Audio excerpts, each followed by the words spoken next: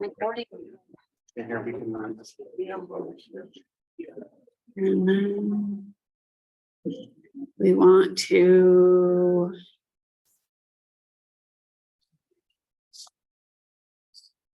I'm gonna join on.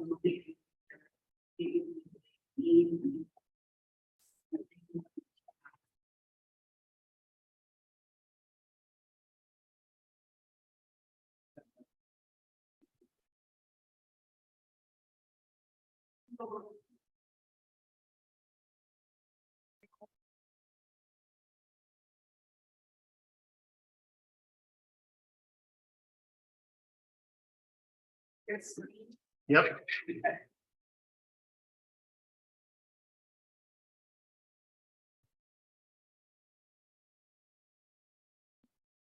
Is it screen 2 here or is it the trash talk presentation? Screen.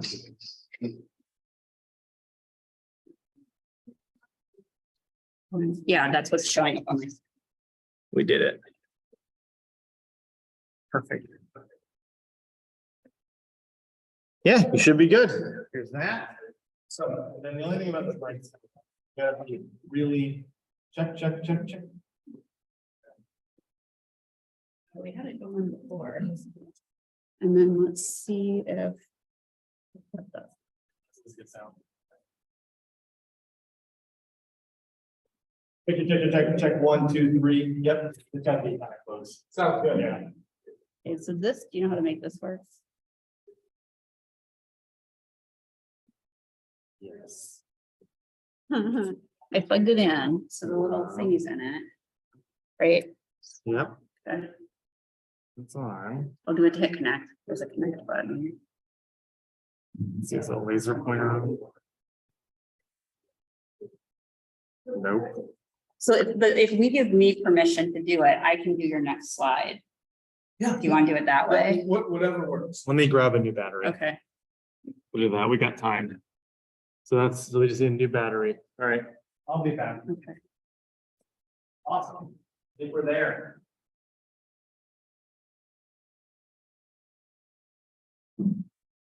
Cool.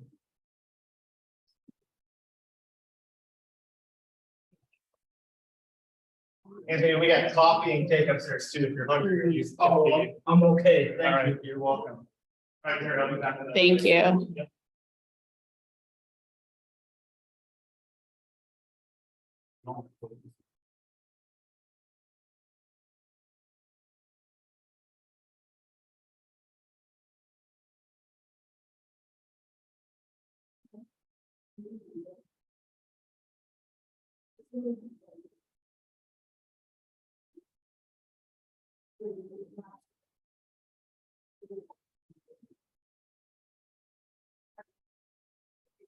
But anyway, yeah, Brett was saying how good it was when you came the last time with the environmental focused Bible school. Yeah. So, and Yep. Amanda had said too, please see if you can me Okay. come back for this. Yeah, I think she came and toured Yes, they did. just last September or sometime around there. Mhm. So, Yeah. yeah, okay.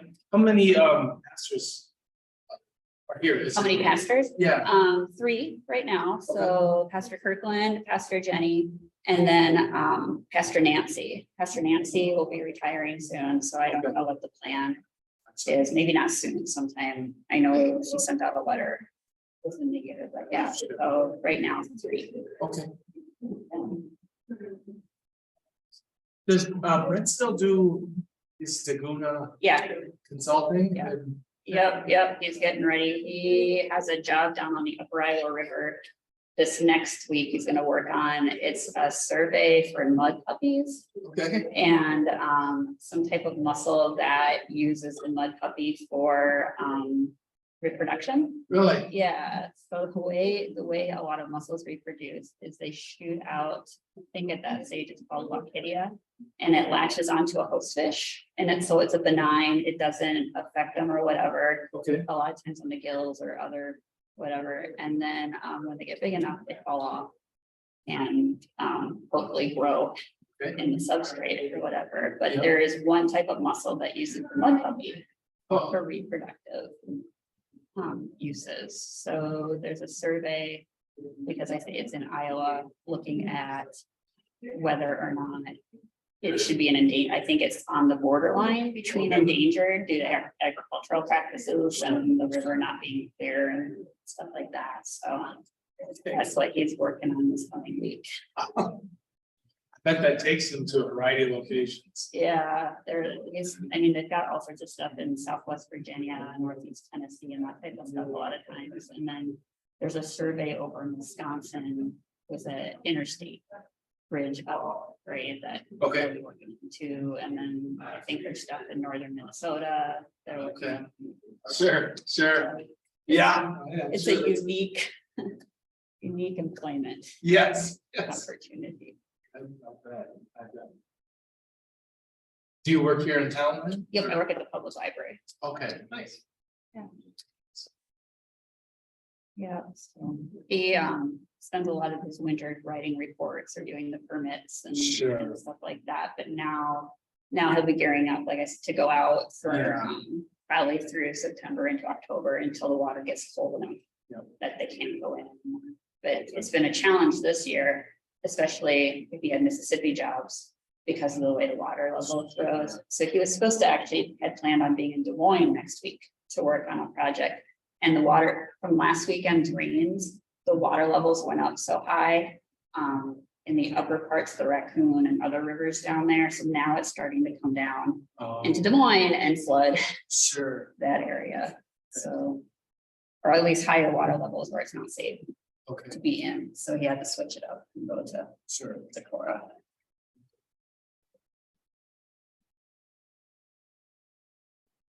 So how long have you been with the county? It'll be 9 years. 9 years. This August. Okay. Yeah.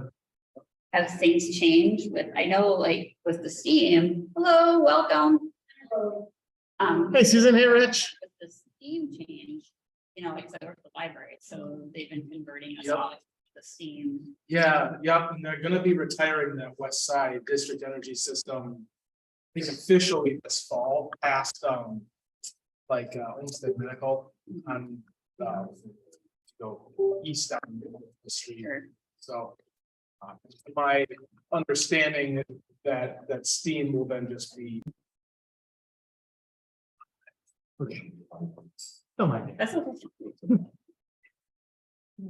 But, yeah, I knew it was it's a big project, and then they're looking at. There we the go. Downtown energy district to replace the same idea, You know, but with different resources. you know, That's okay, if you share the permission with me, I. can- Nope, we can solve this. does it have to be in like presentation? Boom. There it goes. Windows is weird.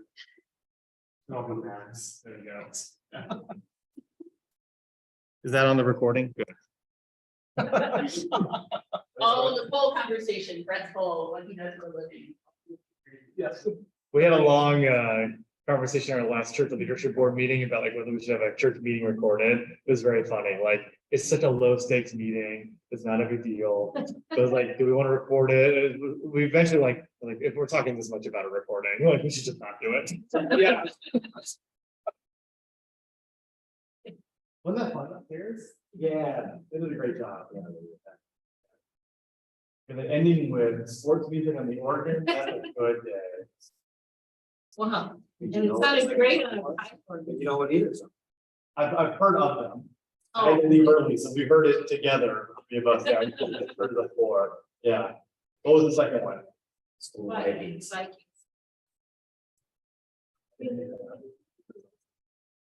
Well, those boys are, well, Andrew's a big Vikings fan. Jacob is a Packers fan. Good guy. I know, right? Hello, Dan. Good, how are you today? Good, very good. No, it's fun, wasn't it? It's pretty. Yeah, it's a fun. It's very fun. They're gonna really. I have a question. Yeah, you could tell. You have lots of shredded. Yeah, for me too. Yeah, Jacob's the newest Yeah. from Rochester. He moved here about the time Jacobs did. No, they've known each Did you bring it to recycling center plus, or do you have like a curbside? They don't take it into. Alright, good. Yeah, so we already know that. Yeah. It's good. Yeah, man, so when you go bring it to like a recycling center plus, we'd actually prefer you just dump it in loose. You know, like, We really try to. Everyone, you know? Yeah. So they had it, it's great. Fitting in the trunk of our car Okay, for months. yeah, yep. So, yeah. How do you share Dump it in permission loose. so I can mute when necessary?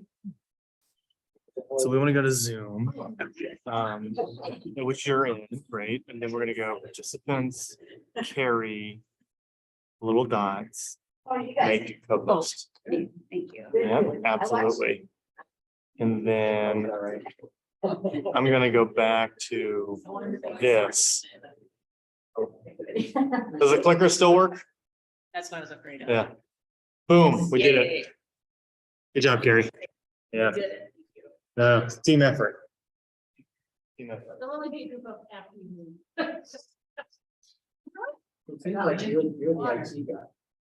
Not all the time, but I know enough to not cause a lot of trouble. There's many things I can't fix, which that's when we get the problem. Yeah.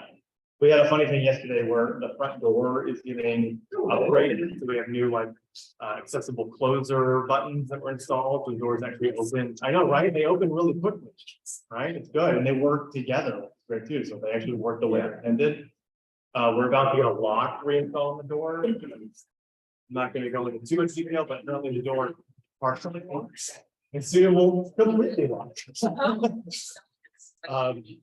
But that requires turning off. Yep. And so the keypad's gonna get upgraded too, because we need an upgraded keypad for the full lock to work. I've been learning and I've been doing. So then we have to make sure that someone has keys in today.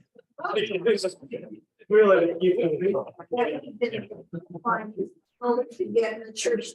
we have, well, each morning, Julie always had a. But when we were doing the fry, we were talking to someone from fry yesterday, trying to get back there in the building. And we had keys. Yeah, not such. Very funny. I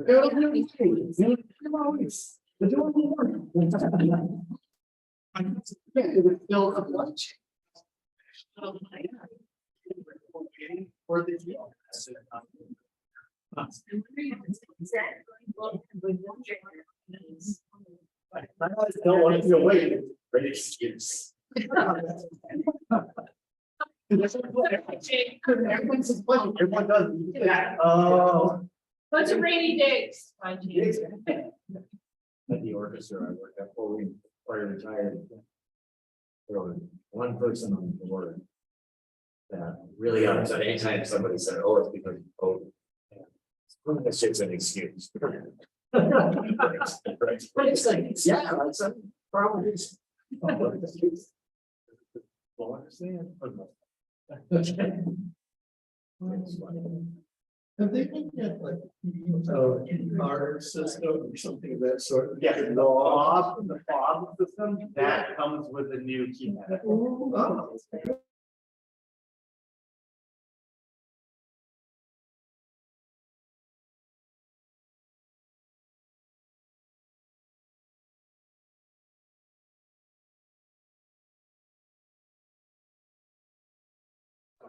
All good up there.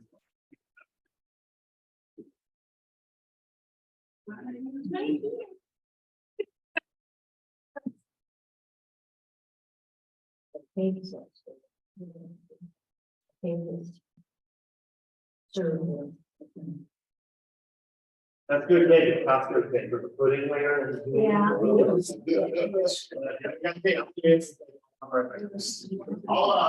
work on it.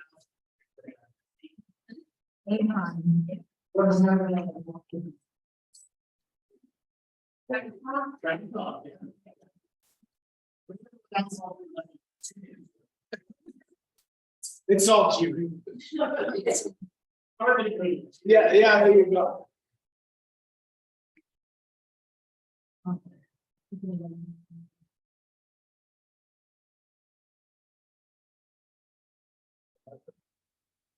Goes out. Outside. And goes further up. Or in the streets. There must be an auditorium. Yep, so that's how easy it's going. But we don't. And you're coming in, this is, so that. We're right on the concert, I think.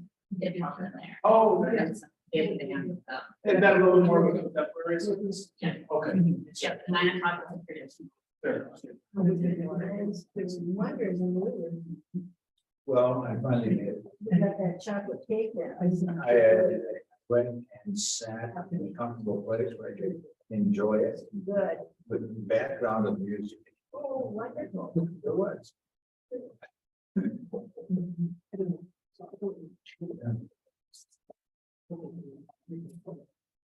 I had filters on my ear. So, because of the trash talk. Oh. That's pretty.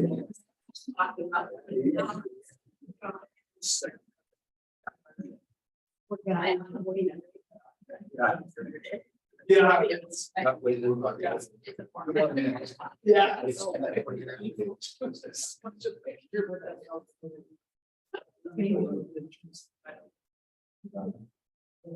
We're taking those things, the line, obviously, that educate the way that's.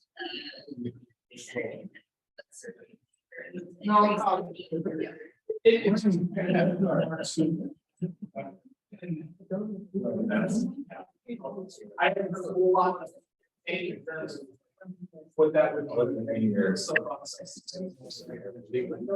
that's my understanding is that rather than see the meeting, it's just sports center. No, it's not. Yeah, I think that's well, and it's when they were making those decisions, apparently it just was not working.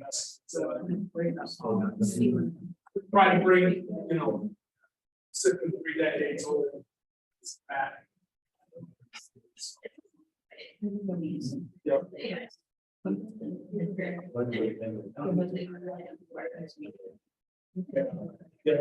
I think St. Paul has one for like wood waste. And I don't know how it says there. Yeah, oh, I think you might have been somebody. Stretched in there.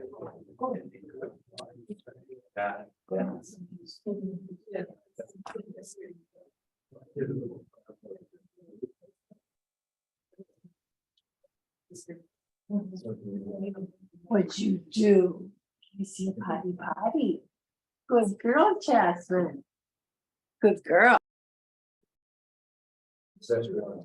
Yeah. That's so many people, we throw it in the middle of us. That's how we're getting. Yes, you know, I'm gonna sit down here. Yeah, right.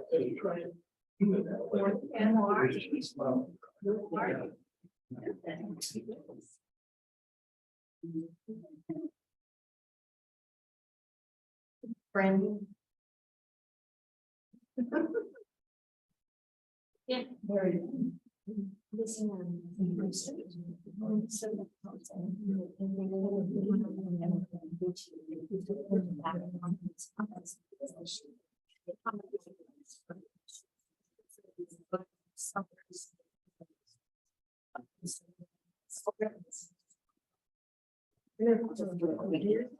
Yes, about tears.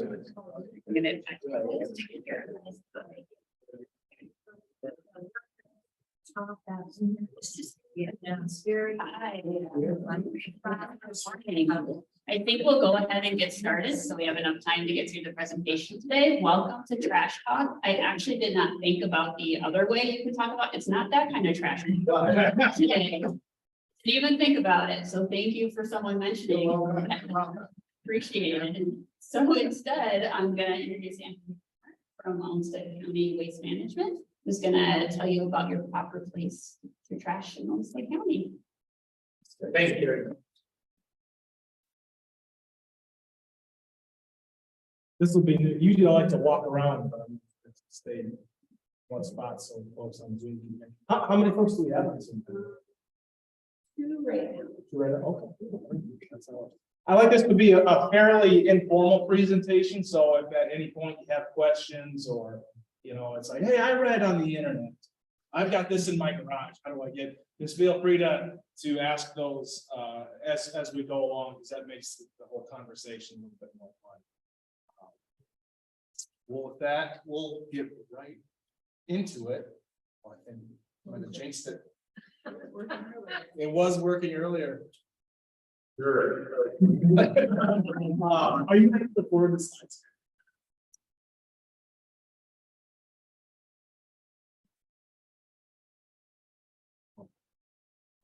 Let's just see, maybe I can. Do it manually? Nope. Uh-oh. Might need Pastor Kirkland to come back. Yeah.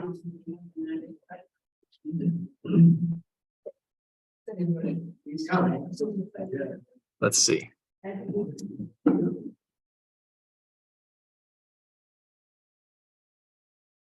don't want to mess up the Zoom connection either. Go down. Let's stop sharing and go back in. And then wonder if we go to the PowerPoint. Try that. Let's go back to the one we were using.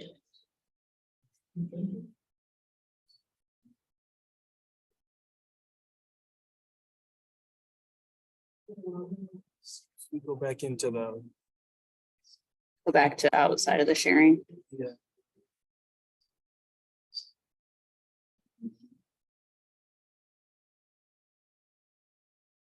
Is it this one? Yeah, try that one in the actual.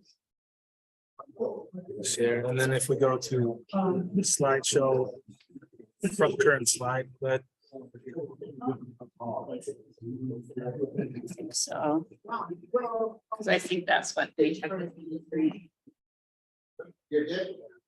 Oh, yeah, so that was, there we go. All right. All right, I'm gonna go through here, lose that momentum. Now it's not sharing for Zoom.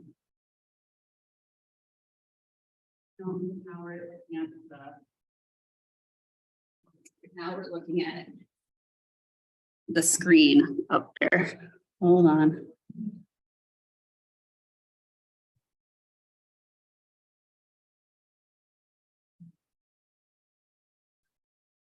Okay, now try it. No, it doesn't.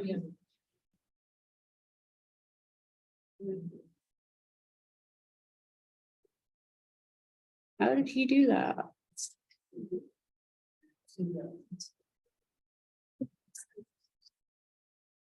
There we go. Are you back on the power? I think I'm back on, but it's not.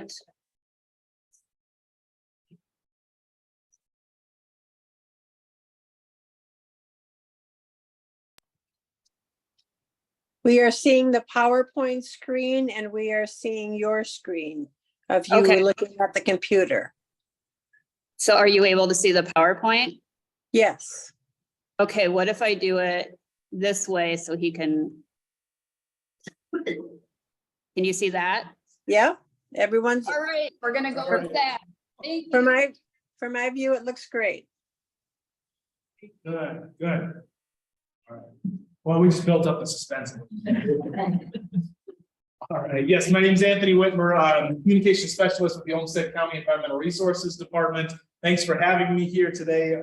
Going out and talking to folks in the community is probably one of my favorite things to do. And really the message doesn't change a whole lot, whether I'm talking to a group of elementary students or all the way on up to folks in independent senior living. So the message stays, I mean, the amount of details we go into changes a bit, but for most part, it's not, doesn't change a whole lot. And we always try to start with what we call the solid waste hierarchy. You've probably heard of the 3 R's: reduce, reuse, recycle. They're listed in that order because that is their order of preference. Recycling does tend to get the lion's share of attention with regards to waste disposal. But if we can reduce or reuse something before we even have to worry about recycling, that's even better. And recycling is, it's a great tool. But I think as a culture, even maybe as a whole global community, we rely a bit too much on recycling. I think for a lot of people, there's an internal struggle when you got a lot of waste. No one really feels good about that. And for a lot of people, being able to put it in the recycling bin seems to offset that. And while it is good for energy conservation, it's not an even balancing of the scales. So that's why if we can reduce waste or reuse something, and even better. Beyond that, we then have composting in the form of yard waste composting at the Olmsted County compost site, waste to energy, and then landfilling at the bottom. So all of these activities are designed to send as little waste into the ground as possible. And our operations within the Olmsted County Environmental Resources Department are really matched up to correspond with each tier of these hierarchies. So we have waste reduction through education. We have a reuse center at our hazardous waste facility, a recycling center, yard waste compost site, waste energy facility, and then Calmar landfill. And really much of the way our system is built like this, I'll say pretty confidently that Olmsted County has one of the most, if not the most comprehensive solid waste management systems in the state of Minnesota. Now, there are other communities that have waste energy as well, but it is rather unique to have the recycling center plus that hazardous waste facility, compost site, and waste energy facility all within about a couple hundred yards of each other. So you go up into the cities and it's much more spread out. Or maybe they'll take something at this facility, but not here, or whatever else. So it is quite convenient to have it all in one central location, except for the Calmar landfill, which is just west of Rochester, between Rochester and Byram. So waste reduction through education. We do a lot of outreach presentations throughout the year. We've had a long-standing relationship with Quarry Hill Nature Center in town. So I think that spans over 20 years. Where we've had it kind of goes back and forth depending on the Rochester Public Schools curriculum, but it's either every 6th grade class in the public school system or every 5th grade class. So we've had many thousands of students over the years come through our community. And that's really a push to be transparent on what we're doing with our waste. Depending on where you are in the country or even in the state, waste energy is a little bit of a hot topic, but we just haven't had that level of pushback because we have a long-standing history of having people come to the facility. This past April 15th, we had an open house and we had just under 500 people come tour, people of all ages. So if you'd like to come tour the waste energy facility, I'd say keep that date earmarked, and we'll have another week. That's always an annual open house. Or even if you have a group, this group wanted to come out and take a tour of the waste energy facility, that'd be an option as well. Just some photos there. That was Arbor Day in the park. We do booths at the county fair, Earth Fest, Thursdays on First, so a variety of options. Now, I don't have connection to the internet right now, and I really don't want to mess up the presentation, but if I did, I'd demonstrate. We do have this handy tool on our website called the Waste Wizard, which is really a one-stop information hub for over 500 different disposal items. So if you have paint, a mattress, a TV, you name it, you put it in there and it's searched, and it'll tell you what to do with it, whether you have to bring it into a facility, whether or not there's a fee, what the hours are at the facility. So it is really kind of a handy tool, and we can always answer those questions on too or by email. But this is just a self-serve process. This brings us to our first facility, the hazardous waste facility, with the potential to be especially harmful to people in the environment. We want to make sure that we're handling those poisonous, flammable, and corrosive materials in environmentally responsible ways. These are items that we don't want in either the garbage or the recycling cart. We get, by weight, probably paint is the biggest one, but we get all sorts of different items, mercury products. If you've been, I mean, just a quick show of hands, how many of you have been to like the hazardous waste facility? Okay, all right. So this is all pretty familiar. If you've been in the reuse center, you've probably seen plenty of cans of paint on the shelves. I will say, if you like neutral tones, we're your spot, because as you imagine, we get lots of cans of paint that are maybe half full, quarter full, whatever. But we do have to just kind of mix that and consolidate it. So they always tend to come out as very neutral tan type. But that's a really, a really good program because we're trying our best to use up those materials for their intended purposes. We'll have drama clubs, theater clubs come into town. We'll have farmers who are just like, hey, I just need like 50 gallons of paint to cover up shed. And it's all free for the taking on shelves. A special note on rechargeable batteries. So rechargeable batteries and lithium ion in particular are probably one of the biggest problems for the whole waste industry, not in just Minnesota, but the United States, because there's lithium ion batteries in so many of our devices. And the problem with that is lithium is very reactive, and if it gets damaged, it catches on fire or explodes. And it is a multiple billion-dollar problem, either in terms of fire damage or fire mitigation technology that they have at facilities that process recyclables. But we always want to make sure those rechargeable batteries are being treated as hazardous waste. Single-use alkaline batteries, on the other hand, can go in your garbage. So this that easy rechargeable batteries, hazardous waste. Just some photos of the shelves in there.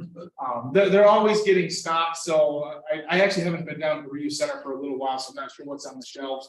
But it's interesting. I think end of summer, it's probably about the fullest time because you have people cleaning out their garages in preparation.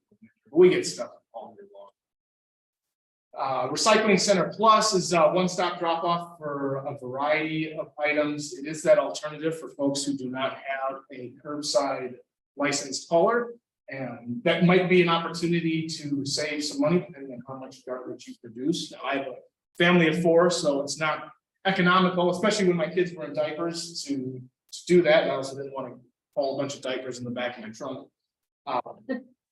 But it is an option for folks who, if you can't justify having 90 gallons of garbage picked up each week, might be an opportunity to get rid of waste. And we do take a lot of the same types of items that would go in your cart.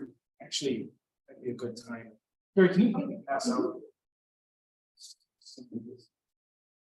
So the cart guide that I'm passing out, or I'm having Carrie pass out right now, is appropriate for folks who have a curbside hauler. And I like to make that distinction because there are 2 differences in terms of what we take at the Recycling Center Plus in these drop-off bins versus what can go in a curbside cart. And for those on Zoom at home, I'll flip a few more slides and you'll see what we're looking at. But we don't take paperboard boxes, so like cereal boxes, we don't take that at the Recycling Center Plus because our end market, or the paper mill that we send our corrugated cardboard to, does not want that lower quality, shorter fiber length material mixed in with their boxes. And so that gets into a whole nother conversation. I won't bore you with that, but it's unlike, steel cans, aluminum cans, or glass bottles.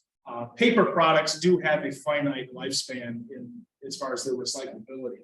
And if you think of like a corrugated cardboard delivery box, those have very strong fibers that comprise them. They're long and strong fibers. And each time those fibers go through the pulping process, they get shorter and weaker. So you're not really going to be making, brand new boxes from entirely corrugated cardboard. I mean, it might be possible, but what I've been told from the paper mill is they're usually mixing in some degree of virgin wood pulp to help with that structural integrity. Now, those boxes might get downcycled into a cereal box from there, or it might get, even you recycle that cereal box that might get made into paper towels or napkins, things like that, or like an egg carton. And once you think of like an egg carton, like a paper, that's kind of the end of the line. And you can kind of see the fibers on those are really thin and fluffy. So we would just say throw that in your garbage because that would not add any structural integrity to making a new one. So, and I can't speak for what all paper mills do. Actually, the paper mill that we send our corrugated cardboard to makes they call it liner board. So it's what you see on the outside. And then there's special paper mills that make the wavy layer on the interior, but getting too far in the boxes. So we'll keep moving. The Recycling Center Plus, again, that one-stop drop-off for a variety of items. Everything from tires, TVs, appliances, furniture, you name it. can be processed here. Now, a lot of the items will have a fee. If you're going inside the building, some won't, but like electronics will, like, and that will depend like on the type of TV you have, whether it's a flat screen or an old CRT TV, and depending on the screen size. So that'll kind of depend. That's where you can either use that Waste Wizard, or we do have like a PDF fee schedule on our website as well. You're always welcome to give us a call if you have any questions. Yeah, question. So when I take my electronics to be recycled to Best Buy, where do they go from Best Buy?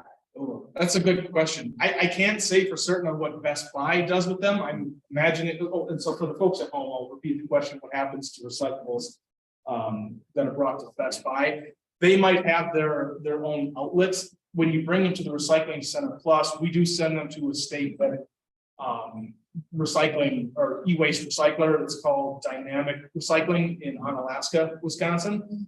And so from there, whether Best Buy uses that same outlet, I'm not entirely positive, but that's sometimes you'll find that in the recycling world, companies are a little bit hesitant to say what their outlets are, and they keep those cards close to the chest.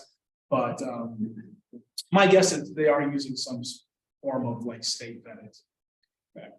Unfortunately, I can't say specifically. Okay, and one more question. Yep. On the milk and juice cartons Yep. that have the plastic things in them? Yep.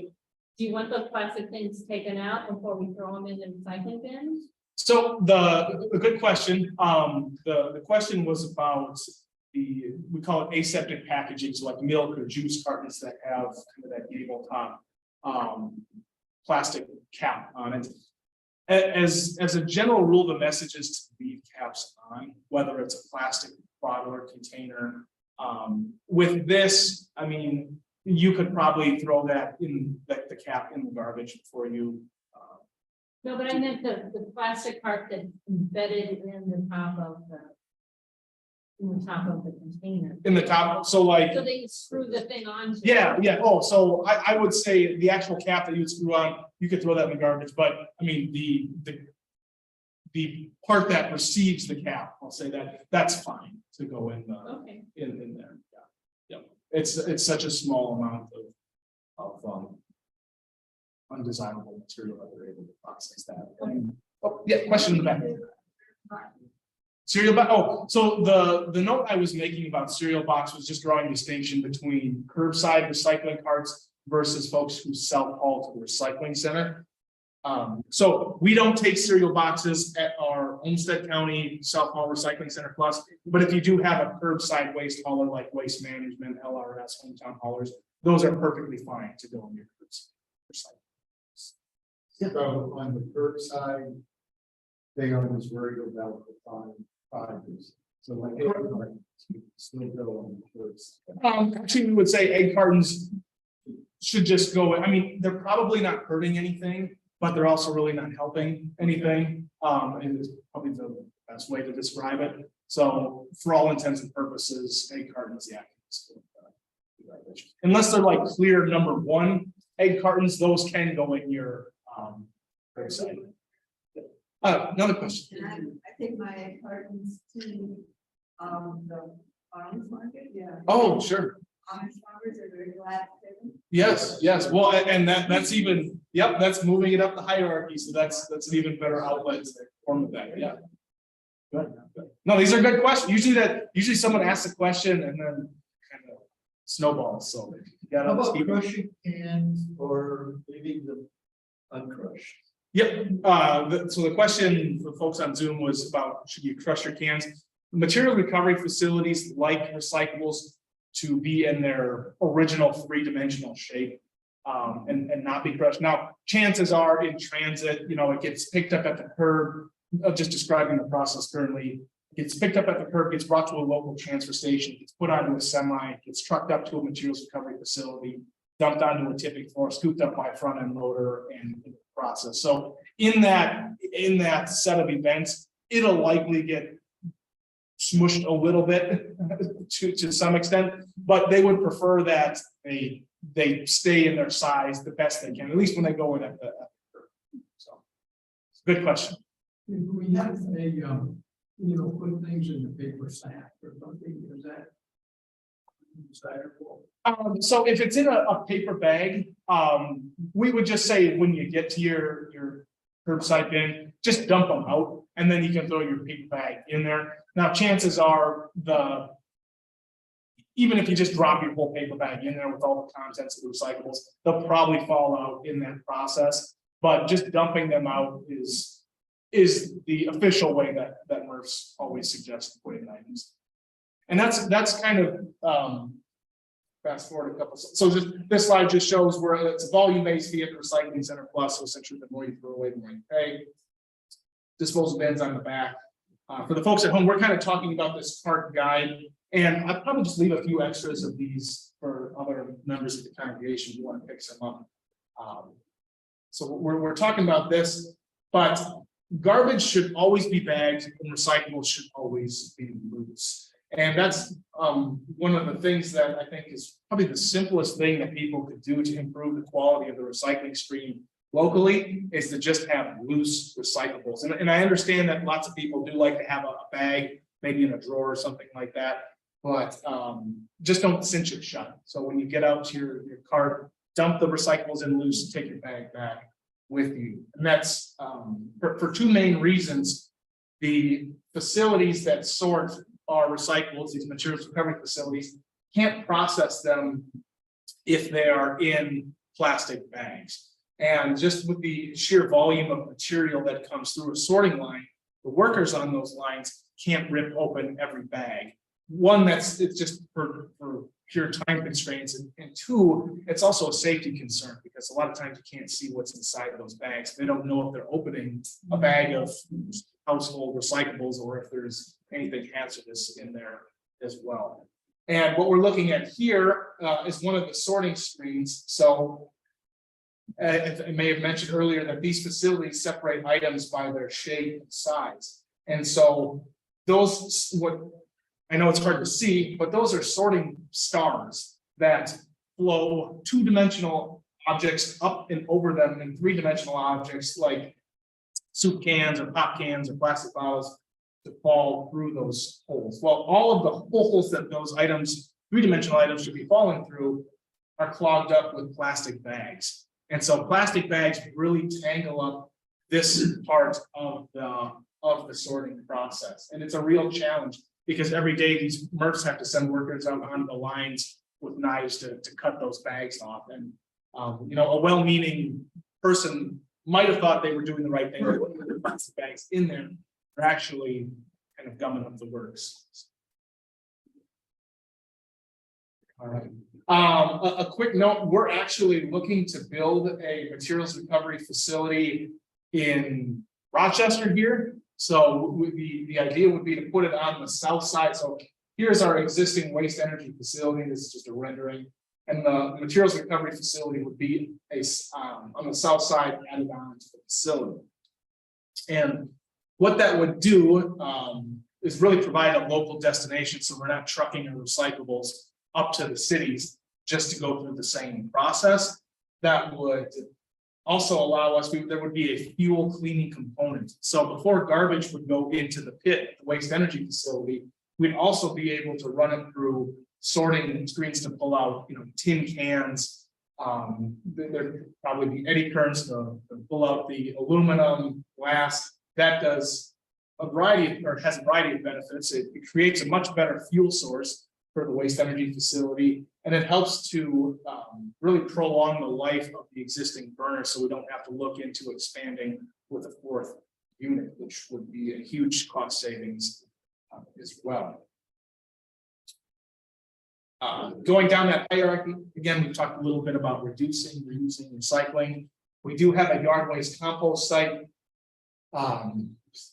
which is very busy. If you've ever taken leaves out there in fall, cars line up quite a ways. This process is, it's not overly complicated. We take the leaves, grass clippings, and put them in long windrows. We call this machine a scarab. It goes over the windrows, mixes it together. That helps with effective decomposition to ensure that moisture and heat are basically getting dispersed. The heat kind of stays in the interior of the pile, but it helps us to move leaves, grass clippings on the outsides of the pile to those higher temperatures on the inside. I get a lot of questions around this time of year on the finished compost and whether or not the temperatures are getting hot enough to kill undesirable pathogens.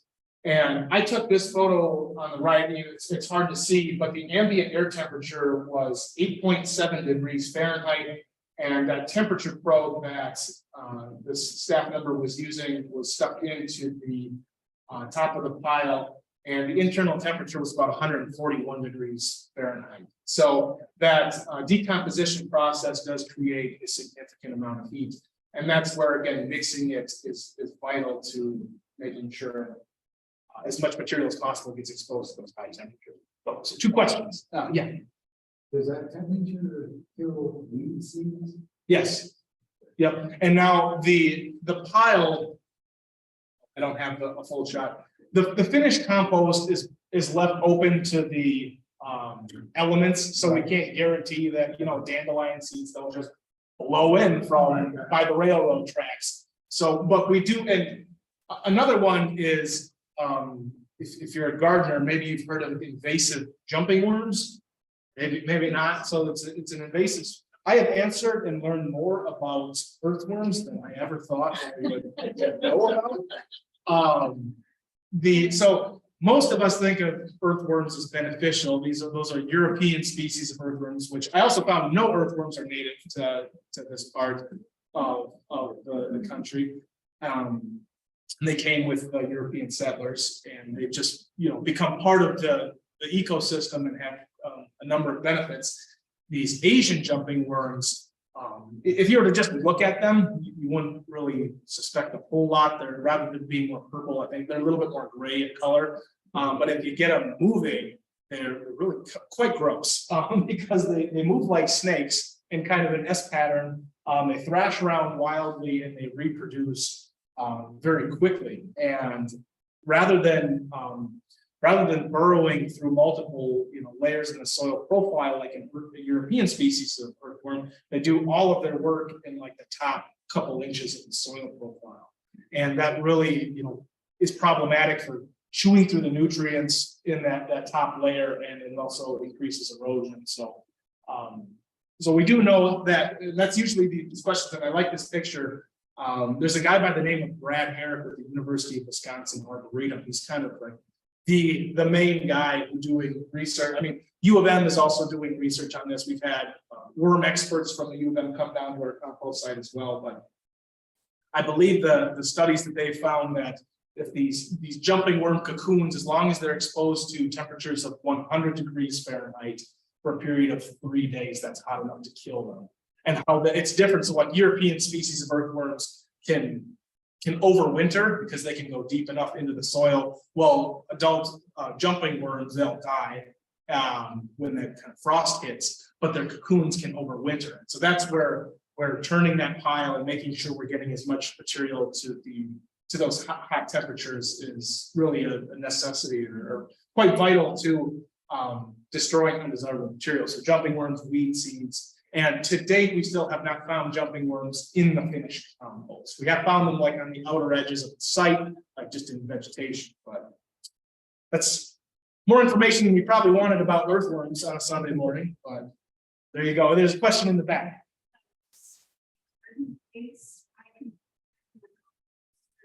Yes, yep. So garden waste is also fine. We do have a full list on our website. Or even if you just have questions, there is a phone number on the back of this. You're welcome to give us a call and we can walk you through that. But yes, garden waste is fine. There are certain things on there that are just a little bit more woody that we don't want. So depending on what type of garden waste, we can walk you through that whole list. So, good question. Yeah, another question in the back. Compost is picked up through the gates and around the corner. Yep. Just so you know. Yeah. I've gotten it there. Oh, sure. Yep. Because they move it from the leaf pile into the area where it's locked. Sure. Well, and actually the site isn't locked. I mean, they do have kind of a fence line, but it is technically available. And that for better or for worse is actually a bit of a challenge. Because we run into people, dumping items there that shouldn't be, I mean, like a kitchen table that they just don't want to pay to bring over. And so that's actually going to be a larger conversation on the future of the compost site coming in the next year or two on what happens with how we handle that. Because it is quite challenging to, you know, a few bad apples can really spoil the bunch. Yeah, another question over here. Where for the plastic, that we can only send 1, 2, and 5 numbers. Is that correct? Yes, yep, Okay. yep. So 1s, 2s, and 5s, and that's, now you have your cart guide here. Those are the types of items. Now, Right. those numbered plastics, 1s, 2s, and 5s are probably the most common for what you would see, you know, in the grocery store. The most common plastic item that you would have that isn't recyclable is usually number 6. You'll see the letters PS for polystyrene. And it's kind of like what's used in styrofoam. So whether it's expanded polystyrene or hard polystyrene, there's just no good end markets for that in our part of the world. So for all intents and purposes, those 6 plastics would be better. The first picture you had at the compost night, you actually had apple can you put? Food? So the apple was up there to represent like garden waste, or Okay. so yeah, apples would be fine. We can't take like household kitchen I don't scraps. think so, but Yep, good question. Yeah, in the back. You said a few words about recycling and disposing of batteries. Batteries, yeah, yep.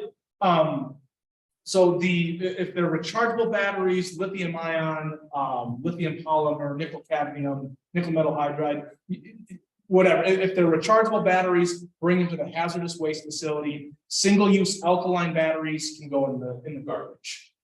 Yep. Yeah, another question? Yeah, I'm going to follow up on the garden rate. So if you have woody garden rates that burn, that goes in the garden. Yeah, and this is always a question I actually prefer to answer in person or like in having a conversation. So we do get that often where people are like, what about sticks? And I mean, the people want to do the right thing. Technically, yard waste shouldn't go in your garbage. It's actually Minnesota law that it shouldn't.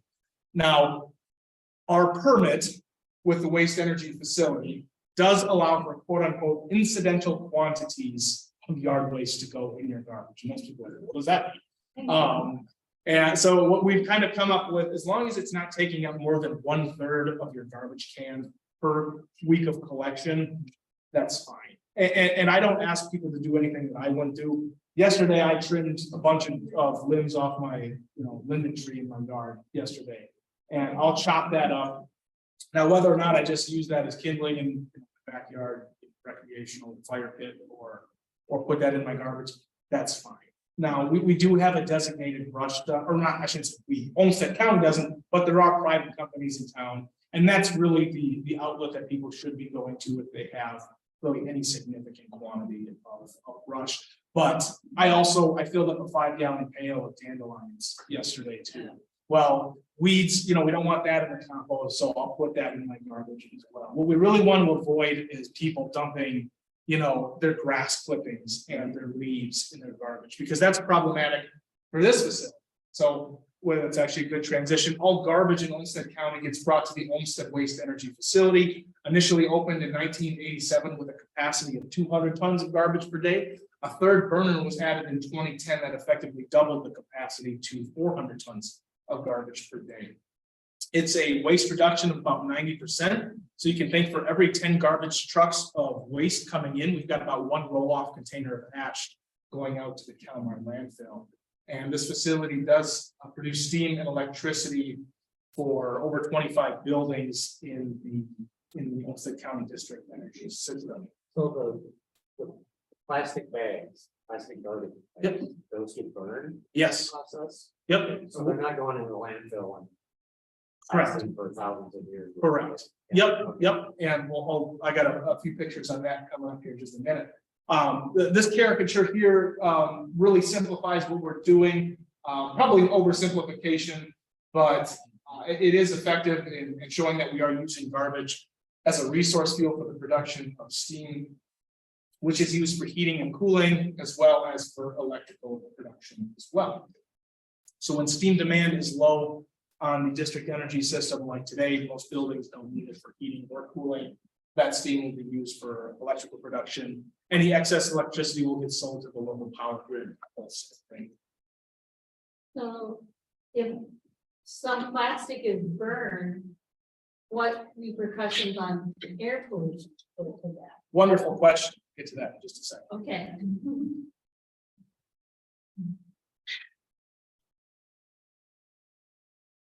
So the process starts when garbage is picked up at the curb.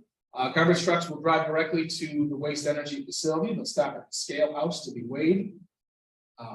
Actually, when I mentioned earlier, we have all those middle school or fifth graders, sixth graders come through these tours. It's always a highlight on the tour when they cross from the waste energy facility over to the recycling center to jump on the scale as a class. And they all go, "Oh, that's just your class way. Any guesses?" And then alternatively, I was on the scale by myself leading a tour, and I looked back and I thought, "Man, I need to lose some weight." So that was embarrassing too. Anyways, garbage trucks will then go around the facility. They'll back up to an open bay, tip their load, tipping floor, into the pit.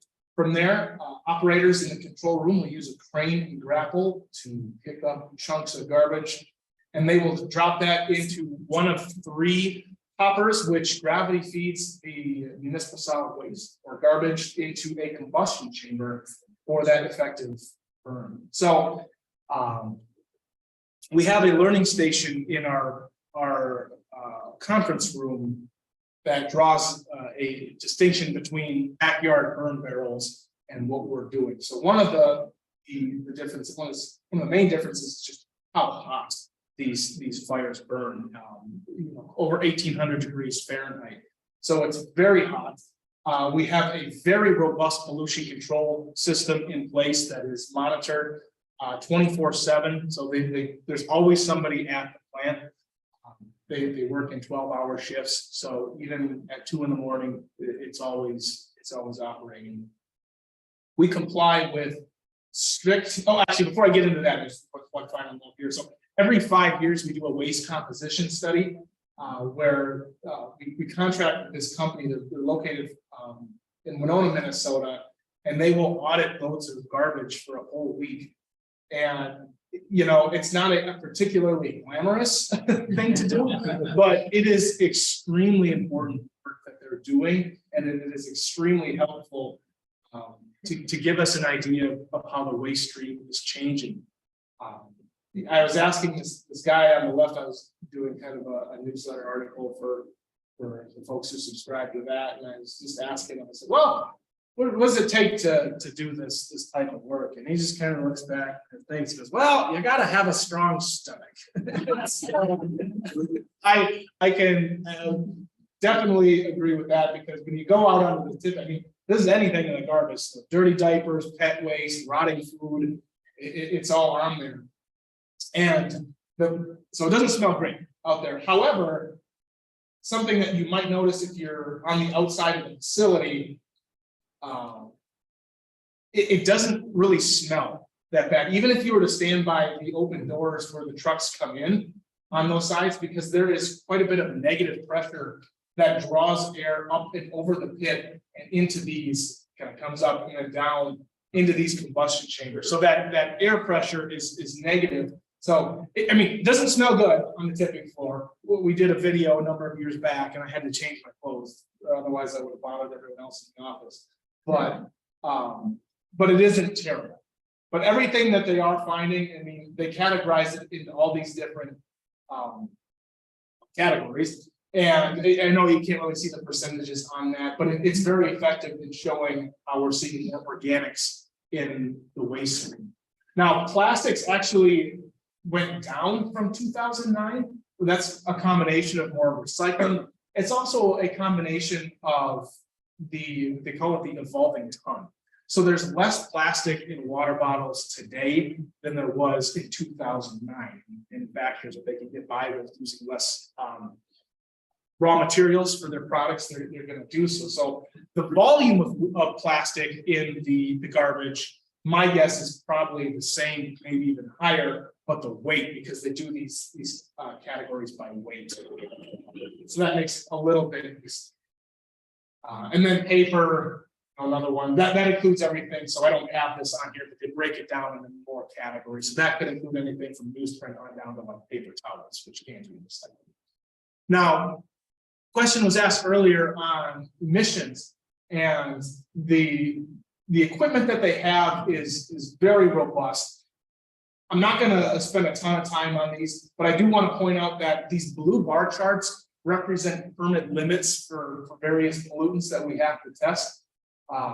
You might be wondering why are units 1 and 2 so much higher than unit 3? When unit 3 came online in 2010, it was even subject to tighter regulations, so they just made it that much more stringent.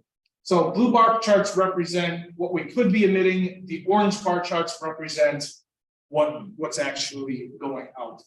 So I believe this is parts per million for an acid gas, hydrogen chloride, nowhere near the permit limit. Sulfur dioxide, nowhere near the permit limit. Nitrogen oxide, this is a good example on why we don't want grass clippings in the garbage. Grass clippings are high in nitrogen. When they go into the combustion chamber, that creates NOx, nitrogen oxide.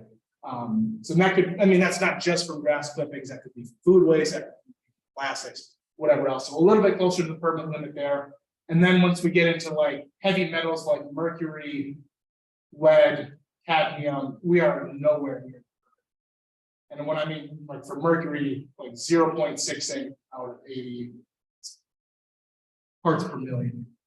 So that's a combination again of the pollution control equipment we have in place. It's also a reflection of the fact that we have a system. So we have that hazardous waste facility and we want folks using that. So we're not taxing our pollution control equipment any more than what already happens with our everyday garbage. Yeah, question. I know those like, are they able to be captured and then collected and sold or what? Unfortunately not. So what happens with that is, and I don't have any pictures of that. If you ever want to come through on a tour, we'll show you one of the bag houses. But after garbage is burning in this process, that toxic gas that we don't want going out in the environment, we call that flue gas, that leaves the combustion chamber and goes into a part of the facility called the quench reactor or scrubber. And that's where we mix in a solution of lime and water, kind of a lime slurry that helps to neutralize those acid gases. It also helps to cool the gas to a point where we can pump in a material called powdered activated carbon, which is essentially a medium to encapsulate those heavy metals like mercury, lead, cadmium. All of that then goes through a series of large fabric filters where that gets caught onto these fabric filters as fly ash. And then to get rid of that, they puff that out and they mix that in with the bottom ash. And that's what gets brought out to the Kalmar landfill. And just doubling back, much of the geology in southeastern Minnesota is characterized by karst. And karst is characterized by lots of fissures, cracks, and sinkholes in the underlying bedrock. So that makes siting landfill very difficult. I mean, especially that's why there's so many caves in southeastern Minnesota as well. Our feedlot technician who works with the Soil and Water Conservation District, he's a farmer and he does a lot of work with education on cover crops, things like that. But he's also a caver, so he goes in and crawls through all these caves, and I did find there is a real difference between spelunkers and cavers, and there's a real rift. Don't get on the top. I don't know what that is, but I know that cavers aren't too fond of spelunkers and vice versa. So I'm exaggerating that a little bit, but apparently there is a very real difference. And, you ever meet a spelunker or a caver, I'm sure they'll tell you more. And so if we look at the footprint of Olmsted County, we really only have this one spot where this green blob has naturally occurring clay. Clay is impermeable and provides a good foundation for a landfill. All this other spots, represents sensitivity, groundwater.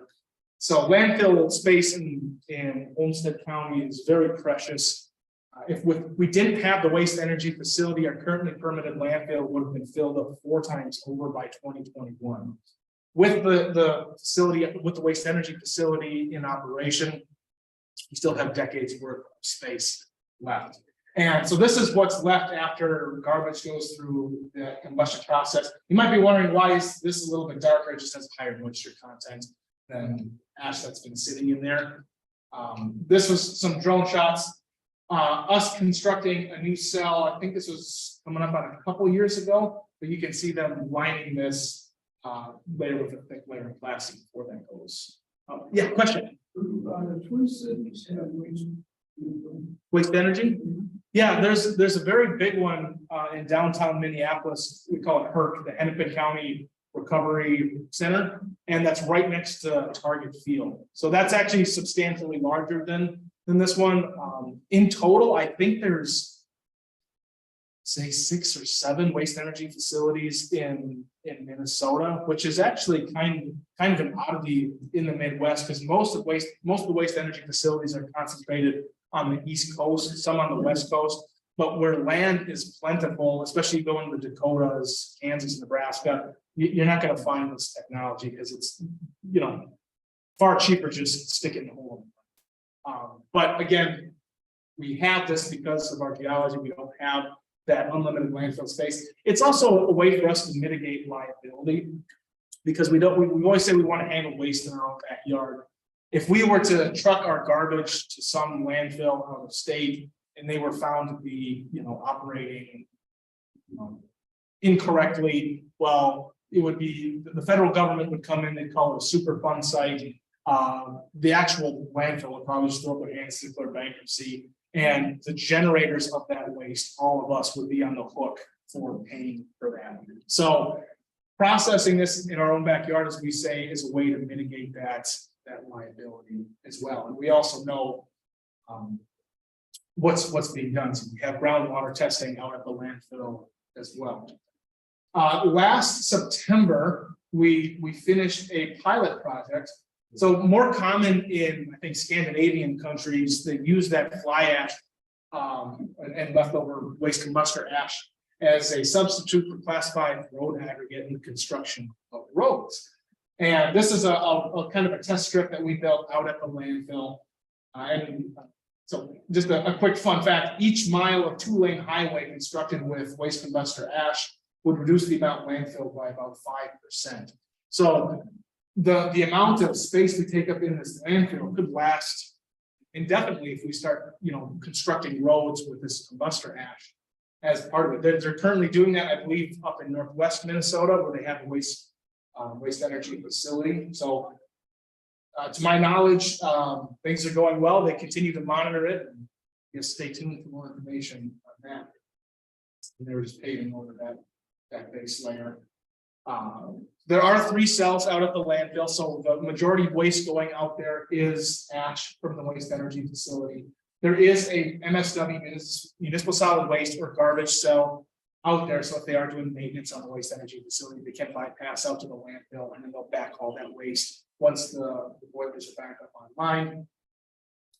Then there is also a construction and demolition cell as well. I do just want to also show. So here's the actual picture of them constructing that new cell. Here's a cross section, and really the waste energy facility, the ash cells at the landfill were essentially built to hazardous waste specifications. And on top of that naturally occurring clay layer, we've got 3 feet of compacted clay, plastic liner, another 2.5 feet of compacted clay, another plastic liner. That's in the ash cell. This is in the garbage cell. And then under both of these, we have leachate collection systems. So leachate is essentially rainwater that falls onto the cells. The jug of leachate on the left was from the ash cell. The jug on the right was from the general garbage cell. And while you don't want to drink either one of these, the leachate from the ash cell is much more uniform in consistency. And And both of these, they'll get pumped out and then they'll get brought to the water reclamation plant for treatment. Finally, getting to the last slide here.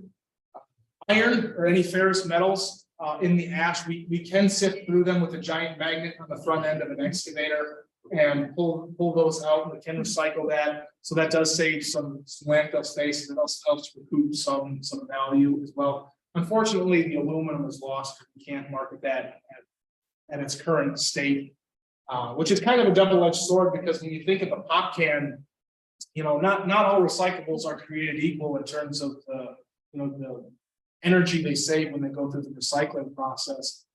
And the aluminum can is sort of a gold standard, because every time you recycle one, you save about 95% of the energy and resources that would have been required to make a new can from virgin ore. It's a material called bauxite that they've been mined from the earth. It's very energy intensive process. And so not only is that value lost, it's also problematic. I don't have any pictures of it, but the molten aluminum settles and solidifies under the grates in the combustion chambers, and our staff have to go out and manually pry that off. It's kind of a hassle. But if you do have questions, we're always here to answer them. If you had a group that would be interested in taking a tour of the waste energy facility, you're more than welcome to get a group together. We could do that. Or just maybe keep that, mid-April timeline penciled in your calendar next year. We'll have another open house. Yeah, question. Our earth people went out and it's definitely working. It's wonderful. I mean, you can hear this and see it. Yeah, I like to say that walking through that actually makes garbage real, because for a lot of folks, it's out of sight, out of mind. And when you see a pit that's that full. Now the edge of this goes down about 20 feet. And if you were to go from the bottom up to the top, I think it's somewhere between like 80, 90, maybe 100 feet tall. And it's a lot of garbage. And that might be 4 or 5 days of garbage. And so it's a facility that does, so all household garbage in Olmsted County, Dodge County, and then we do get some truckloads from the city of Red Wing that also gets brought as well. So it is interesting to see. All right, yeah, question? Yes, I'm curious about shredded paper. Should that be put in garbage then? Correct, yep. So they don't want anything, and you're not gonna see this on the cart guide, because this is getting into a level of recycling information that would be counterproductive to put on a sheet of paper. But essentially anything smaller than your fist, or that's kind of the benchmark, like sized hands, but small recyclables in general can't be sorted out. So shredded paper is a problem. Small plastics, so if you like prescription medication bottles, even like ibuprofen bottles that are small, if they're smaller than your fist, they're too small to be effectively sorted out. And what happens is those small items usually end up contaminating the broken glass, the glass breaks in the process, but that ends up contaminating the glass. So really, it's been shredded paper. I'm sorry, I didn't put this. You shouldn't shred paper then. You have it and you just shred it off. Opposed to just looking at what you don't want to. Correct. Yeah. I think folks have a tendency to maybe over shred, and that's certainly not unwarranted with the state of people trying to steal identities at this stage. But if you have shredded paper and you have a curbside hauler, just put it in your household garbage. We can take it at the Recycling Center Plus because we operate sort of separately, so we can bale shredded paper along with sheets of 8.5 by 11 copy paper. That's a little bit of a difference. Now, people ask, well, should I be bringing it down to you guys? And it's like, that's a little bit of a judgment call. We don't want. If you live in Byron, don't burn the gas to drive to the Recycling Center Plus recycling, is probably doing more damage than benefiting. So that some of those things are a little bit of a judgment call, but we can take it. So if you do have a reason to go down to the Recycling Center Plus, we certainly can. Otherwise, at the curb, just put it in with your household garbage. Yeah. In Florida, was a legal project, the market gasification. Has that been looked at for a year? Plasma arc gasification. I'd have to ask our engineers. It's a much higher temperature and some cutting gas that you turn right into fuels. Oh, okay. Okay. I have not heard any talk of that. That's actually, that is something that is awesome about this industry is I learn literally something new every day. And so there is talks about anaerobic digestion, and that's what you're talking about, but that could be an option for food scraps down the road. I think over in Winona County, there's they've been working with like not Dutch, they're from Denmark, the Danes. Right? I get that. The Dutch are from Holland, the Danes are from Denmark. Okay, anyways, apparently folks from Denmark are very waste conscious. That part of the world, they don't have a lot of space for landfills. And I think they'll be potentially looking to work with like a large dairy farm because manure will be the primary feedstock that they use for the anaerobic digestion. And I think they'll be able to take some food scraps and mix that in there as well. But arc gasification is plasma arc gas. I'm gonna have to Google that when I get it. Very cool. Yeah, questions back. What is the status of the old landfill that's off of 37th Street in River Valley? What is the status of that now? So that was an old city dump. And it's closed, though they've got little, candy cane vents that allows it to vent off landfill gas. I don't have much direct experience with that because not only with that one, I think prior to, I believe it was the Waste Management Act of like 1980, essentially established that counties are now responsible for solid waste management. A lot of those city dumps, predate that by a long way. So I don't have a whole lot of information about that, other than the fact that they're closed, have those vents to vent off gas generated in them.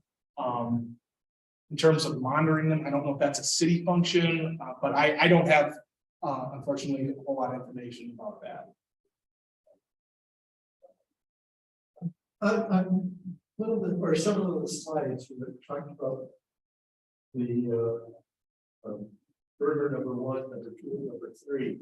It seems like number 3 seems to be generating more of the negative stuff than the other 2. Yep. Why is that? Well, it's twice the size. So units 1 and 2 are each 100 tons per garbage per day, and unit 3 is 200 tons.